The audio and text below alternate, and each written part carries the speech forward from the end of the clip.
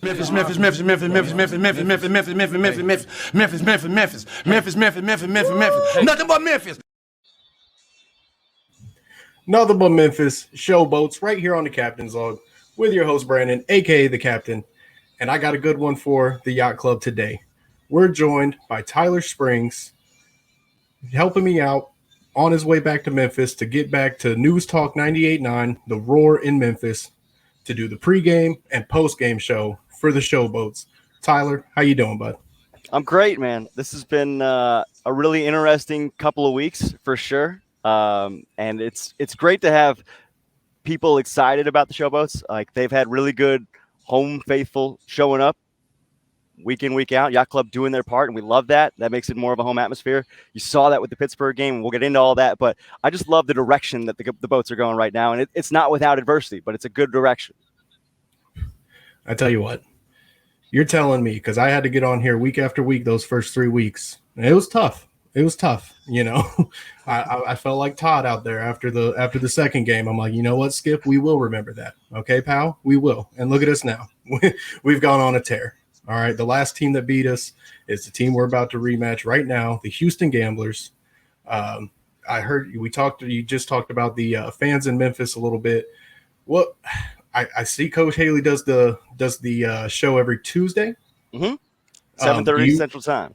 Do you ever go there too? Are you there? I've been, yes. I have been there, not as the host. Tim Van Horn, who works with us at News Talk 98.9, is the host and does a good job. And I know those 2 weeks, those 3 weeks were tough for him. You know, I mean, he's trying to get anything he can that's positive out of Coach. And Coach Haley, I think, was trying to be positive. You know, he's spoken multiple times about how Carnell Lake talked to the team right after their slow start about how during one of his runs with the Steelers, they had started slow and then they had built up to actually getting to the playoffs and winning a playoff game. But it's been really interesting getting to see the fan support. I know in the shows that I've been to over there at Neil's Bar and Grill, it's been, I would say, 50 or 60 people that are in there, which is a good showing. It's just off Quince Road in Memphis, East Memphis, and they have been well attended. I think they've been a little more energetic, obviously, with the recent results. But it's been great to see that, and the game day support has been great too. Touch on the game day experience a little bit. I know you're doing the pregame. Do you get any chance to get out there and mingle with the fans a little bit? Go to the Yacht Club tailgates. Oh, Bill Alexander. I'm sure you might have met him or seen him out there. I would like the one to. That got me this flag. He's awesome. I love that flag. Is that a custom flag because that's the new colors and the old kind of design? That's pretty interesting. I like that.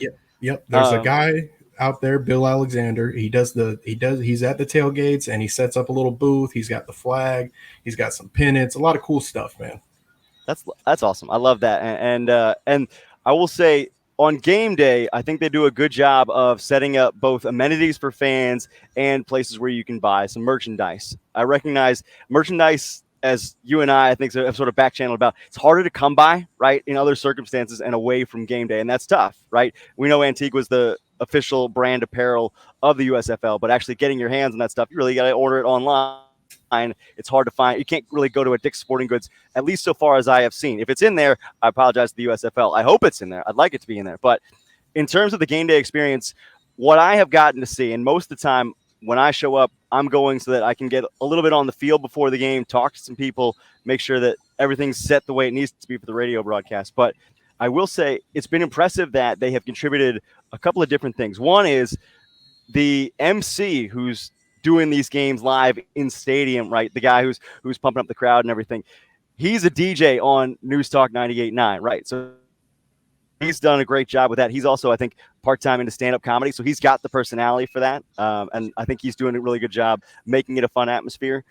They've done the pyrotechnics, right, for the team coming out, and they've branded them such that there are I don't even know what you call them, but like mortars, right, that have the Showboats branding on them. And the first day I think I walked in, the most surprising thing was there was a full-on bounce castle that had Memphis Showboats branding on it, like fully blue and gold Showboats bounce castle. So I'm probably over the weight limit for that, but were I not, I would definitely be checking that out. I like those things, the fact that they add to the game day experience, because it makes it feel more like Memphis's team. That's awesome. I saw the picture. Was that only on the first game? What if they? I know the first game, obviously home opener, they went all out. I think the weather was kind of bad at this last Maulers game, which was a shame. Pitching the first shutout for the Showboats. But the Yacht Club, like you said, I mean, they show up. They got to pack that one side of the bowl right there, and up there in the press box, is that where you sit, where it looks like a yacht, like almost looks like a cruise ship right up there? So it's a good question. There are two sides to the stadium. The side the cameras for Fox shoot from is like during the Memphis Tigers NCAA football season in the fall. That side is actually like club level suite area. So they are shooting across the field from us. So we're actually set up on like the typical press box side. And Fox Sports has kind of made their own home in what is typically on the opposite side of the stadium, the suite level. And it's an older stadium. So those two boxes don't connect from each other, right? You have to come down one and go up the other to do it. But we're on the typical press box side. So if you watch those broadcasts, we're on the same side that the fans are sitting on. But Fox Sports is shooting, and the Fox Sports crew is over on the opposite side calling the game. That's why the logo faces that way. I think they just had more room over there to kind of put their operation in place there. But yeah, I don't know if that answers your question or not. Fox guys get all the love. They send Memphis over to the other side. You guys stay over here. We got Fox over here. Are they pretty interactive though? Do you guys get to kind of intermingle with the Fox people and all that? Have not yet, and don't know if we will, and that's okay. I think at this point, where we are in terms of year two, right, and this sort of being a burgeoning league, is we want to get as many people involved as possible, right? And we're in Fox's debt in this point, not like necessarily monetarily, but we're indebted to them for helping this league grow because, right, they back the league, they decided this was a good market for the team, and they put Memphis and the Houston Gamblers here, and we owe them that. So whatever Fox wants to do, however they want to do this, I can have my critiques, if you will, having merchandise be more available, whatever. I understand it's a product they want to make money off of, right? But I don't necessarily need to intermingle with the Kevin Coolers of the world, who I love and think the world of, or the Joel Klatz or whomever you choose necessarily, or even the people doing, NBC, Peacock, USA broadcasts, in order for it to feel like it's making an impact on me. I'm thrilled that we get the opportunity to do this.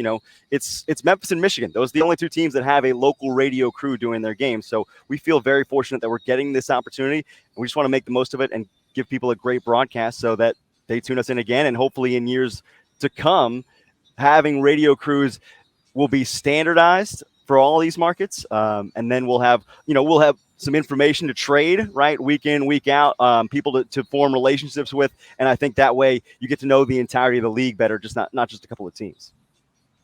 Yeah, it's wild, man. The Stallions fans, they're on abundance in Twitter, and every other week when they see the Todd Haley show, when they see Michigan Panthers got their little radio thing going, they're like, dude, we're the defending champs, and we nobody wants to broadcast our games. Like, that's rude.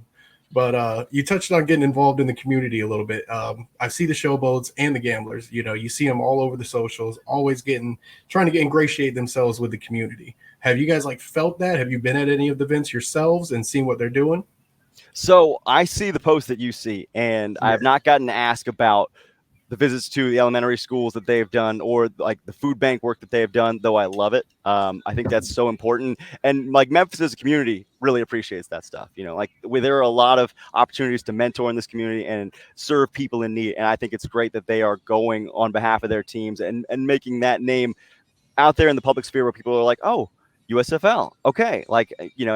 Now that I have seen you, right, I've seen you up close and in person, either I'm a kid and I can, idolize you to the degree that maybe I want to play football someday, or I just appreciate you playing with me. And maybe I'll flip on your game if I get to see you on television. There's all different ways to connect with people. So while I have not gotten to go to one of these events, I am grateful for the efforts of Madison Jaggers and some others who organize these community events, right, on behalf of the USFL. I think they're doing. I don't want to say they're doing it necessarily the right way. There are lots of ways to do it, but they're doing it in a good way, right? We like that. For sure. And the one thing about the USFL, man, all these players, as you know, I mean, they're so interactable.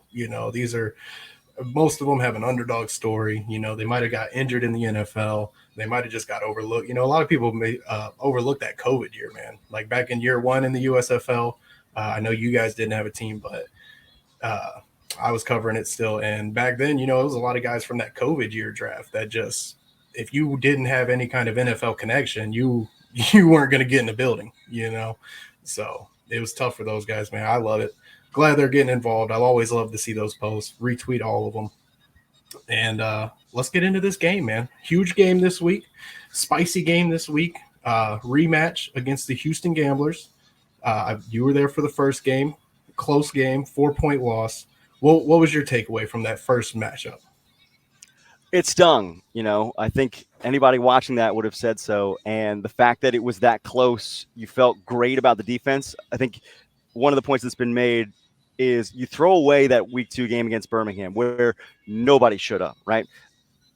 Every other game, your defense has kept you in it no matter what, right? You had a chance to win the game in the final drive against Philadelphia in week 1. You had the chance to win the game if you get that stop in week 3. So I think as the league has kind of developed and things have worn on week to week for the Showboats in particular, we've gone from saying, boy, this defense can't force a turnover.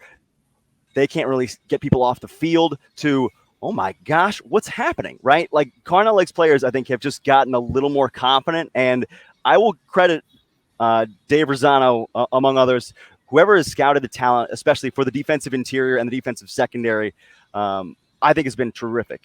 They are so deep. Like you think about the people they've lost, and we're going to get into this injury report if you want to, or this active inactive report, because it just came out tonight, and it's not good news for the Showboats. It never is, Cap. I don't know when we're going to have a week where it goes by just seamlessly and nobody goes on IR, but I think you lean on the depth in that secondary, right? I mean, you find a guy in Kyrie Woods who has not started a game this season. He's the highest rated coverage guy last week, I believe, through like the first 5 weeks. And then he becomes the highest rated player in the NFL.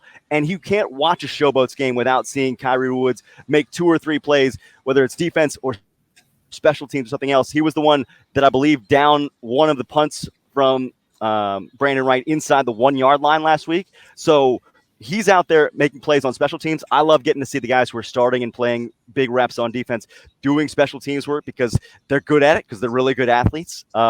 But the depth in the secondary has been tremendous. I think the depth on the defensive line has been tremendous. And I think the signings in general have really helped in instances where, look, week 1, you got a defensive lineman go down in Dalen Mack. You got an offensive lineman go down in Matt Burrell. Those big guys, Rosano says, those are hardest to find, right? You can find skill guys. There are skill guys that are not quite good enough to fit in an NFL camp or what have you. But finding the bigger dudes, the ones who are quality enough to play in this league, that's really hard. So I'm impressed by the way the defense has grown and has withstood injury after injury. And at some point, maybe there's a straw that breaks the camel's back on that. I'm crossing my fingers and hoping there isn't. But you look at that Houston game, it was the defense, I think, emerging in that game where you felt like, even though, Kenji Bahar went up and down the field on them a couple of times, especially on that last drive, they were starting to get their footing. The important thing is that they get off the field, right? And sometimes it's them doing that with a turnover. Sometimes it's Cole Kelly sustaining drives, right? That was game 1 for Cole Kelly where he first got his turn to take the reins. They still haven't had much of a running game. He's been used in short yardage, but I think he's finding a target that's reliable in Vinny Papali. They are starting to use different formations, and Bob Saunders is doing a good job of trying to create plays that are not necessarily always going to be there. So you go back to that game, you hate the way that it finished. That was kind of the starting game where we noticed, oh, okay, Mark Thompson is a hammer, and he's going to actually attack people in this league. So those two teams both going in a really positive direction from that game. Looking at this game, I love where teams are, and I think it's going to be just as hard to win this time, even though both teams have leveled up, right? I think even though the Gamblers are hotter, so are the Showboats.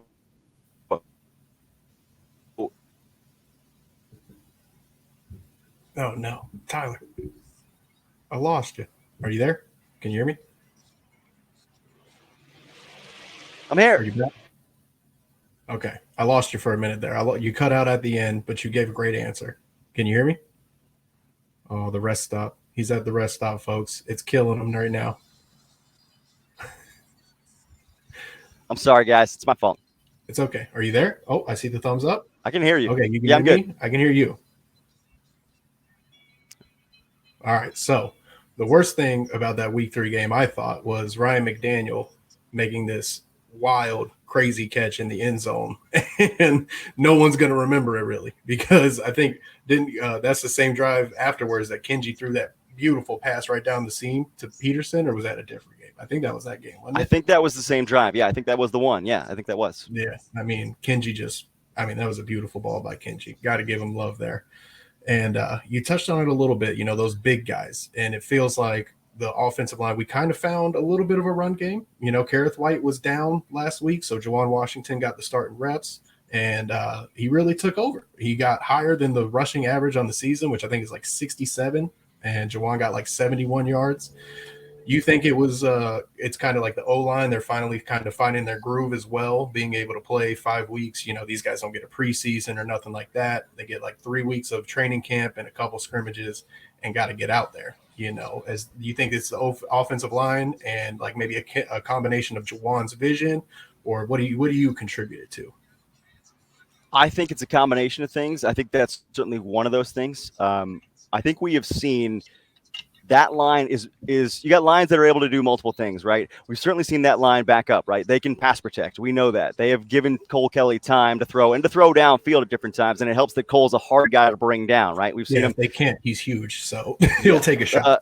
You got to think about that completion to J.J. Wilson, right, against New Orleans. We just threw it up there for grabs and got lucky, right? But that's being a big guy and making a play. But yes, I think there is a certain cohesion to the offensive line. You added Lucas McNeil in there, who's been a late addition and has been good after Malik Clark got hurt.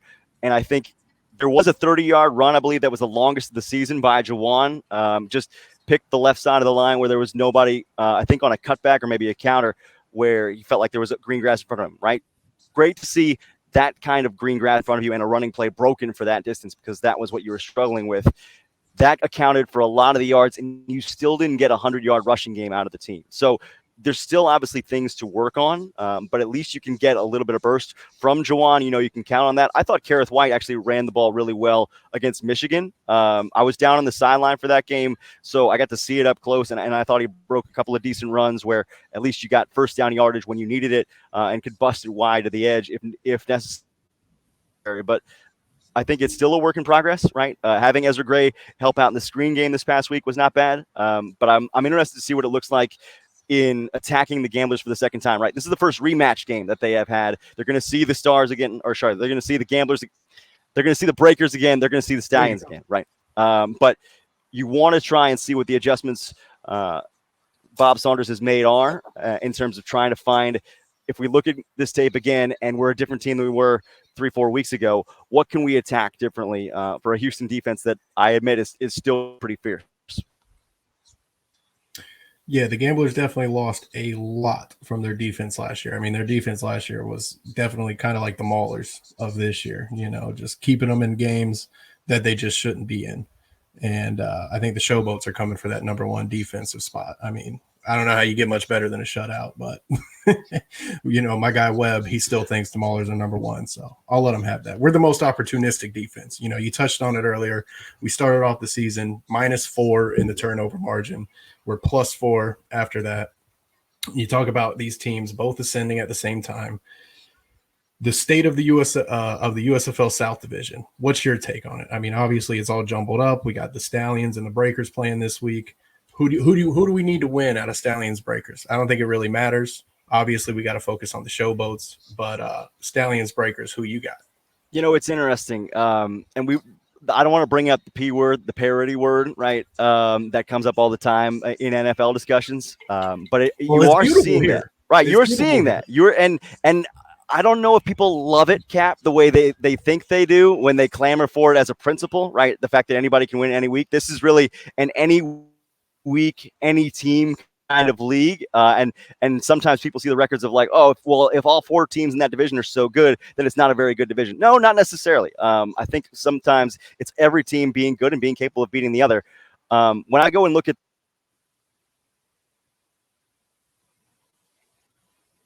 game, I'm looking to see if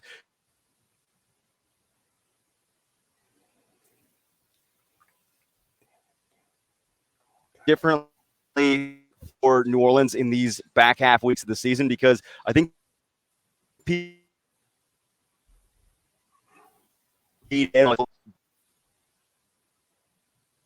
not great at rallying from behind. I think they've been getting a little bit more differently in the passing game the last couple of weeks, where he's not been the first. So I'm interested to see, do the Breakers have a counter when people double up on Sage Surratt, as Birmingham, I imagine, will, because they know how to protect, given that they've used Jay Sternberger in a similar way at times this season. And can New Orleans find a way, if they get down by, let's say, a score or 2 scores, to come back against Alex Magoo and company? Because he's a very hard guy to put on the ground. Memphis saw that firsthand, and I don't know necessarily if there's one team that I want to win or lose in that contest, but I'm just interested to see how they match up with each other, because it certainly seems like that Gamblers team that Memphis is playing this week is a different team. The Breakers team is going in a different direction since Memphis played them. I think the Stallions team is probably the only one that's still on sort of an upward trajectory, since we saw them last back in week 2.